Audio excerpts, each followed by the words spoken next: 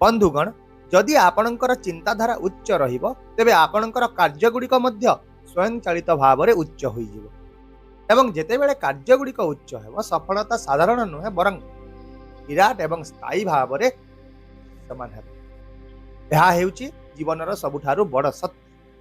नमस्कार बंधुगण, आपण मानंकु समस्तंकु आपणक निजस्व चैनल ज्योतिष दर्पण को मु हार्दिक स्वागत करुछि।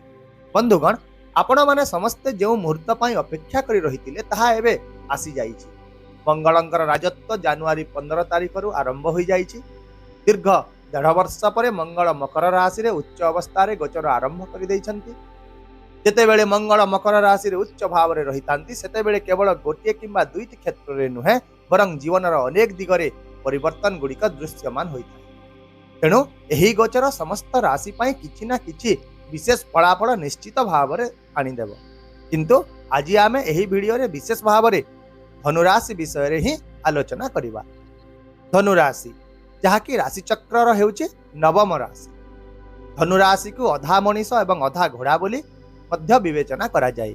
यही राशि लोके स्वभावतः दूरदृष्टि संपन्न होइथांती। धनुराशि लोक माने सर्वदा आग को चिंता करि पारंती। जेपरि अर्जुनंकर लक्ष्य केवल माछर आखिरे रहितिला सेहीपरि थरे लक्ष्य स्थिर होई गला परे धनुराशि लोक माने ताहा हासिल करिबा उपरे ही संपूर्ण भाव में ध्यान देइथांती। एमानंकर शासक ग्रह हेउचंती देवगुरु बृहस्पति। तेणु एमाने बुझिबा बुझेइबा तर्क करिबा एवं परामर्श देवार क्षमता जन्मरु ही नेकी आसीथांती। किंतु बंधुगण जोठारे ज्ञान रही है सेठारे केतेक समय रे अहंकार मध्य प्रवेश करिथाय। तेणु यही कारण धनुराशि लोक माने प्रायतः क्रोधरे निजर संपर्क गुड़ी को क्षति पहुंचाई थांती। कारण धनुराशि अग्नितत्वर राशि। तेणु एमाने शीघ्र क्रोध करिथांती।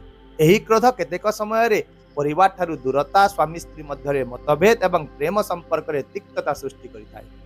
तथापि यह मध्य सत्य जे धनुराशि लोक माने प्रेम पाई बहुत किछि करि दे पारिबे। एमानंकर आकर्षणीय व्यक्तित्व समानंकु समाज रे बहुत लोकप्रिय कराई थाई।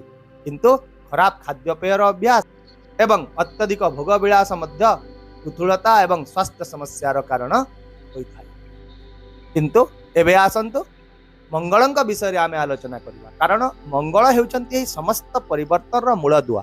मंगल हेउचंती साहस, पराक्रम, शक्ति एवं विजयर कारक। ये समस्त 9टी ग्रहर सेनापति भाव में विवेचित होता।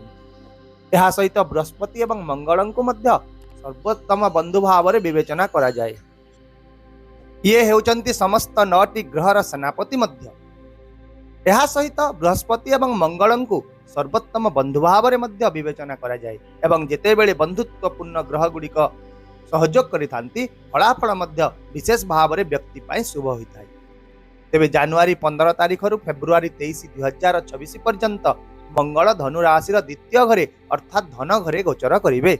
एही गोचर सेमानंक पई अत्यंत गुरुत्वपूर्ण हेबो जहांक कुंडली रे चंद्र नवम स्थान रे रहिचंती किंबा जहांकर नाम धनुराशि सहित जड़ित होइथाए। तेबे आसंतु जानिबा जे ए पर्यंत धनुराशि लोकंक जीवन रे कोन सब घटुथि। टंका तो आसुदिला किंतु ता स्थायी भाव रे रहु नथिला।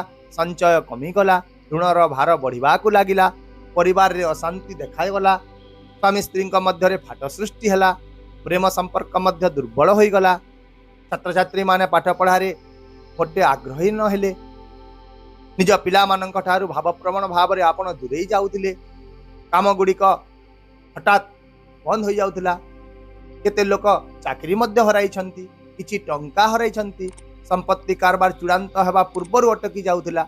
आपण जहा चेष्टा मध्य करुथिले भाग्य आपण को साथ देउ नथिला, सेते आपण को पछकु टाणी आनुथिला। ता सहित एहा ऊपर शनिंकर ढेया मध्य चलीथिबा जगो मानसिक चाप अत्यधिक भाव में वृद्धि पाउथिला। विशेष करी जो मानंक कुंडली रे शनि दुर्बल किंबा पीड़ित अवस्था रे रहिथिले सेमानंक पई तो परिस्थिति आहुरी जटिल होई जायछि। किंतु एबे जनवरी 15 परे एही चित्रटी पूरापूरी भाव में परिवर्तन हेबा को जाउछि। जेतेबेले मंगल आपणकर द्वितीय घरे प्रवेश करि सारिछंती प्रथम रे आपणकर आर्थिक स्थिति गुड़िक स्थिर हेबा आरंभ करिवे, जहाँकि आपण धीरे धीरे वर्तमान समय रु मध्य अनुभव करि पारुथिबे। आयर किछि नूतन उत्स खोलिब, संचय आरंभ हेब, आपण जो सब ऋण नैथिले ताहा आपण परिशोध मध्य करि पारिबे किपरि परिशोध करिवे से विषय रे आपणक मन रे आइडिया आसीबो। एहा सहित पारिवारिक वातावरण रे उन्नति देखा आपणक निज पितामातांकर आशीर्वाद मिलिबो। स्वामी स्त्री मध्य रे संपर्क सौहार्द्यपूर्ण रहिबो। भाई भौणी एवं बंधु मानक सहित मध्य संपर्क मजबूत होई जिवो एवं जेते बेले घरे परिवार रे वातावरण उन्नति होइथाए सेते बेले आपण सठिक भाव रे निष्पत्ति मध्य नै पारिबे। सेहीपरि मंगलंकर दृष्टि गुड़िक आम जीवन में एक बहुत बड़ा प्रभाव पकाई था। तेणु वर्तमान आसतु मंगलंकर दृष्टि गुड़िक विषय में आलोचना करिबा। तेबे एही समय मंगलंकर चतुर्थ दृष्टि सीधा सड़क भाव में आपण पंचम घरे रही। यही पंचम घर हेउची शिक्षा बुद्धि संतान एवं प्रेमर घर। तेणु शिक्षा क्षेत्र में रही बाधा गुड़िक एवं धीरे धीरे दूर हो। आपण प्रतियोगितामूलक परीक्षा है प्रवेश आपण जेकोसी प्रतियोगितामूलक परीक्षा नाम लेखा एवं शिक्षागत जेकोसी कार्य सफलता देखा पाइबे। आपणकर प्रेम संपर्क रे उन्नति देखा देव। किंतु एठारे सबुठारु बड़ कथा हेउची जे एही समय रे आपणको निजर वाणी को नियंत्रण करने को पड़ो। कारण एही समय मंगल आपणकर वाणीर ग्रह को मध्य प्रभावित करुछन्ति। सेपरि तो मंगल हेउचन्ति गोटे आक्रामणात्मक ग्रह मध्य। तेणु आपणक वाणी टिके कठोर होई पारे। तेणु क्रोधरे कहा जाइतिबा गोटे शब्द मध्य आपणकर सबु किछि को नष्ट करिदेव। किंतु जदि आपण निजर वाणी को नियंत्रण करि पारिबे तेबे एही मंगल गोचर आपणक पई विशेष आशीर्वाद रे परिणत होई। सेहीपरि मंगलंकर अष्टम दृष्टि हठात परिवर्तन को सूचित करिଥାଏ। तेणु पैतृक संपत्ति सह जड़ित जेकोसी विवादर समाधान हो हठात बंद होइतिबा कारखाना दुकान किंबा व्यवसाय मध्य ये सबु पुणी खोलिबाकू लागिबो। करियर रे पदोन्नति देखादेव। स्थानांतर किंबा नूतन चाकरीर मध्य संभावना वृद्धि पाइब। संपत्ति सह जड़ित कारोबार गुड़िक आपण सफलता पाइबे। यह सहित भाग्य घरे मध्य मंगलंकर दृष्टि यही समय रहुतिबारु शेयर बाजार निवेश किंबा प्रमुख निष्पत्ति गुड़िक भाग्य आपण को पूर्ण समर्थन करिवो एवं आपण निज पितांकर अमीमांसित काम गुड़िक समाप्त करि पारिबे। यह छड़ा मंगल आपणकर द्वादश घर स्वामी मध्य अटंती।